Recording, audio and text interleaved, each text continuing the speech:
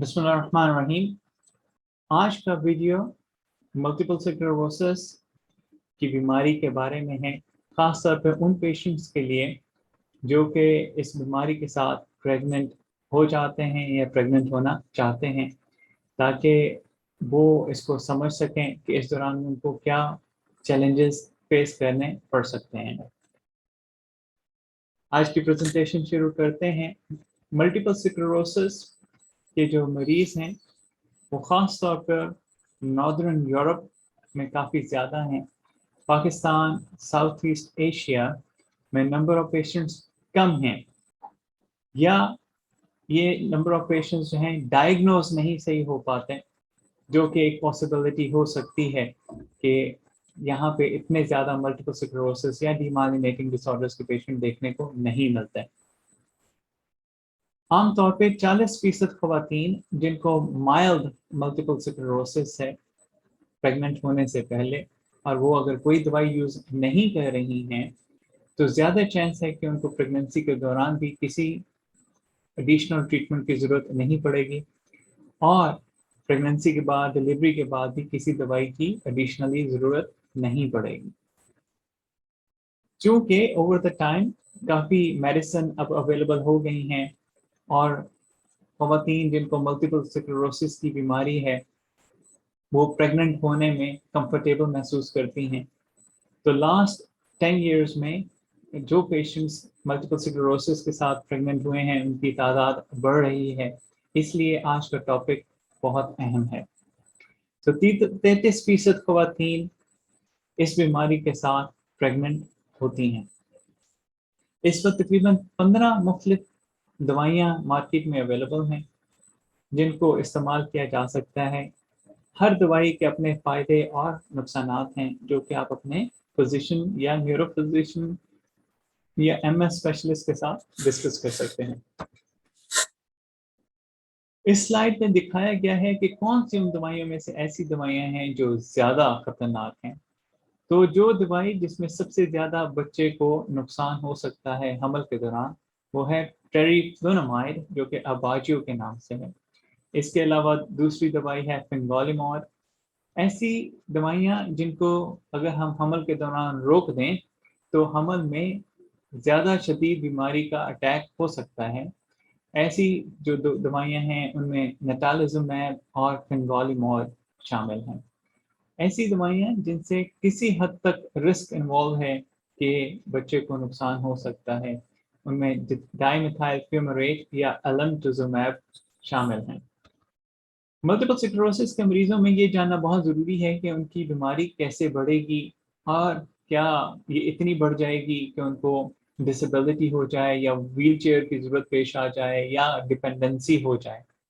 तो उसके लिए जो एविडेंस हमें बताता है, रिस्क फैक्टर्स जो हैं, अगर बीमारी तेज़ी से बढ़ रही है जब से डायग्नोज हुई है, तो ये एक बड़ा रिस्क फैक्टर है कि ये मरीज़ over the period of time ज़्यादा डिसेबल हो जाएंगे। अगर आपको पेशाब या पखाने के कंट्रोल में मसला है और उसके साथ कमज़ोरी है या नहीं है, तो ये भी एक सिम्टम है जो कि रिस्क फैक्टर है। अगर आपको एक मल्टीपल स्क्लेरोसिस का अटैक होता है और रिकवरी कंप्लीट नहीं होती, तो भी चांसेस हैं कि ओवर द टाइम आपकी डिसेबिलिटी बढ़ती जाएगी। या ऐसे मरीज जिनको बार बार मल्टीपल स्क्लेरोसिस के अटैक होते हैं, ऐसे मरीज जिनको मल्टीपल स्क्लेरोसिस है, नेचुरली उनके कुछ डेमोग्राफिक फैक्टर्स हैं या क्वालिटी ऑफ केयर है जो कि उनकी लॉन्ग टर्म प्रोग्नोसिस या रिकवरी या बीमारी के कंट्रोल को अफेक्ट करती है, खास तौर पे प्रेगनेंसी की सूरत में। सो प्री प्रेगनेंसी फैक्टर्स में अगर उनकी बीमारी अनकंट्रोल्ड है या रैपिडली प्रोग्रेसिव है, तो इसको पहले कंट्रोल करना चाहिए। अगर वो हिस्पैनिक हैं या ब्लैक हैं, रेस से ताल्लुक़ रखते हैं, तो उनमें ज़्यादा शदीद बीमारी हो सकती है और बार बार अटैक हो सकते हैं। अगर ऐसे मरीज़ों को गायनेकोलॉजिकल या ऑब्स्टेट्रिक केयर अच्छी अवेलेबल नहीं है, या अच्छे उस एरिया में न्यूरो फिजिशियन या मल्टीपल स्क्लेरोसिस स्पेशलिस्ट अवेलेबल नहीं है, तो भी क्योंकि वो उनको अच्छे से समझा नहीं सकेंगे और प्रिपरेशन नहीं कर पाएंगे कि उनकी प्रेगनेंसी स्मूथ हो।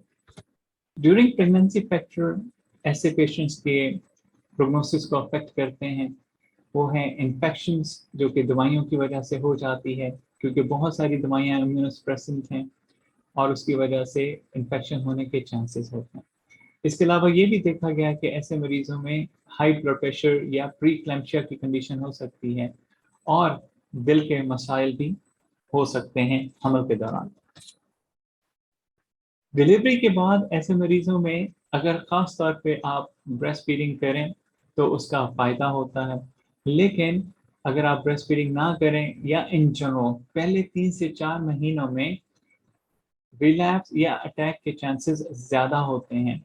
ऐसे मरीज़ जिनकी हमल से पहले भी बीमारी शदीद हो या तेज़ी से बढ़ रही हो, ऐसे मरीज़ों में डिलीवरी के बाद भी चांसेस होते हैं कि बड़ी जल्दी अटैक हो जाएगा और तकरीबन 1/2 मरीज़ों को डिलीवरी के बाद अटैक हो सकता है। सो ऐसे मरीज़ों को हमल से पहले, हमल के दौरान और हमल के बाद अपने न्यूरो फिजिशियन के साथ अपॉइंटमेंट रखनी चाहिए और ये सारी चीज़ें डिस्कस करनी चाहिए।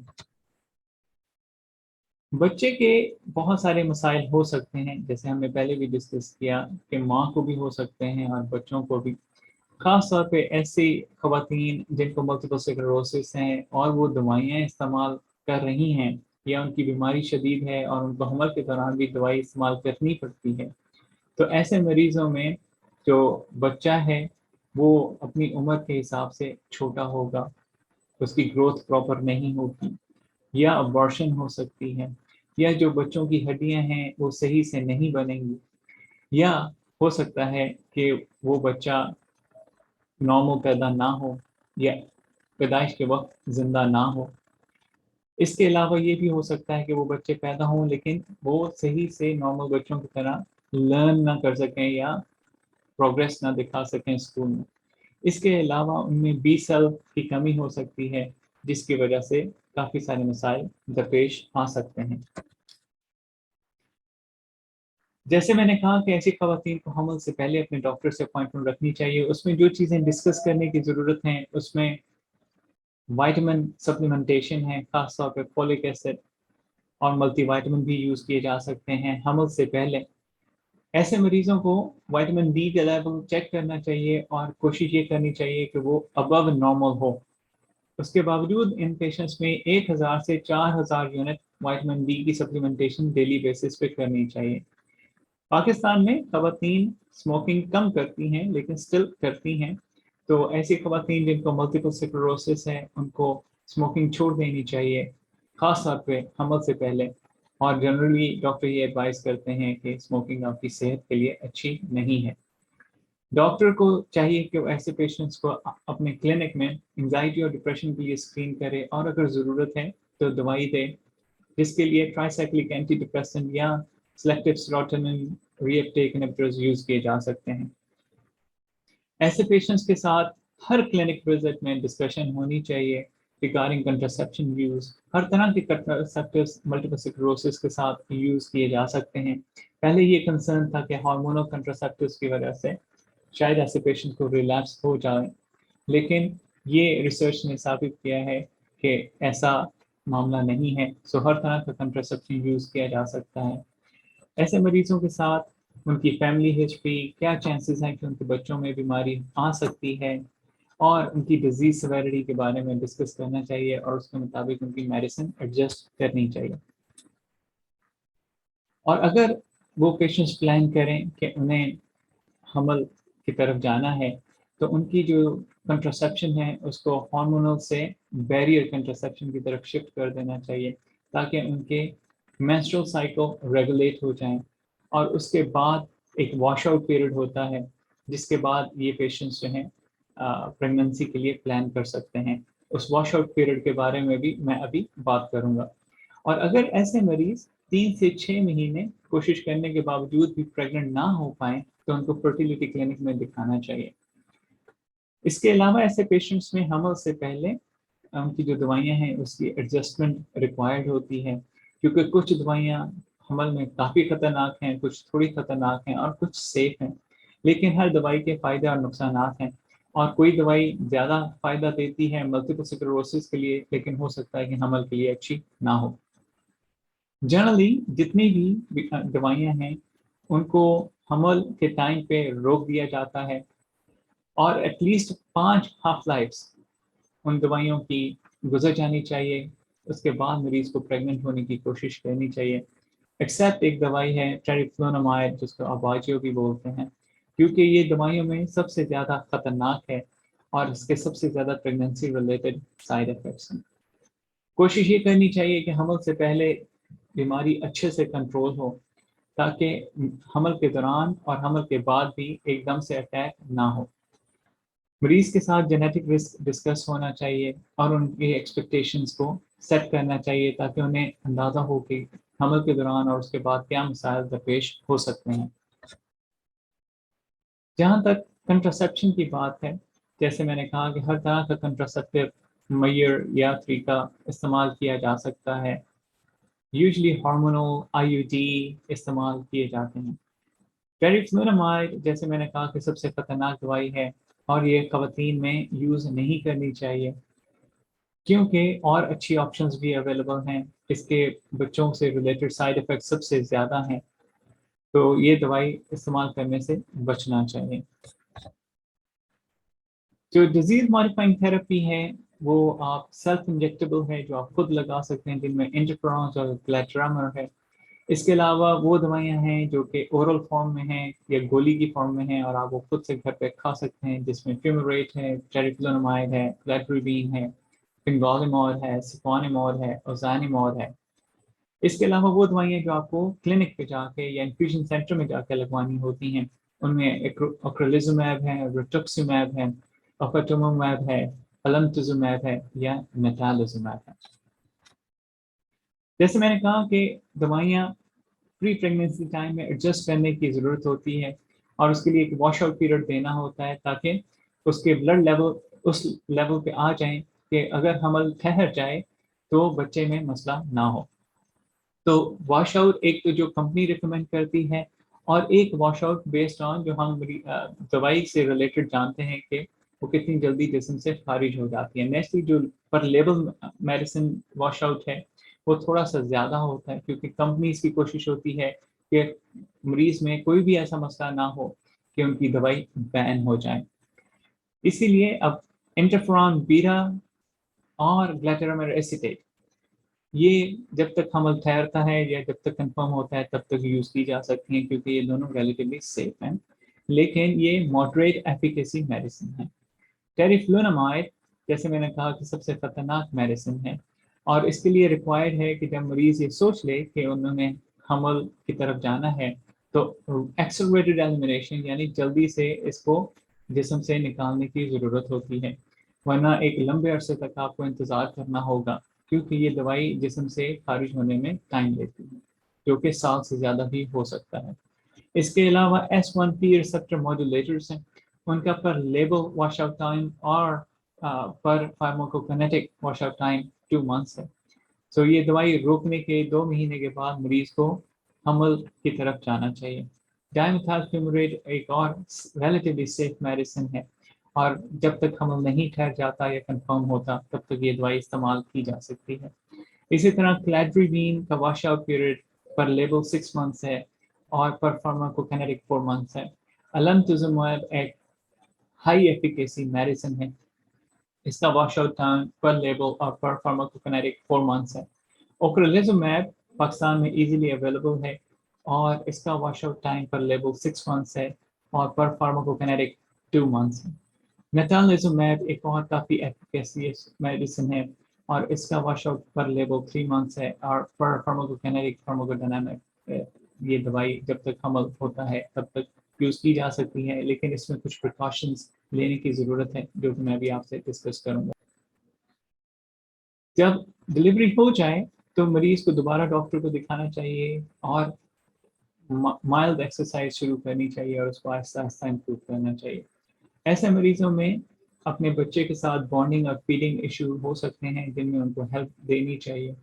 ایکسکلوسیو بریسٹ فیڈنگ ایسے مریضوں کو MS یا ملٹیپل اسکلیروسس کو کنٹرول کرنے میں مدد دیتی ہے۔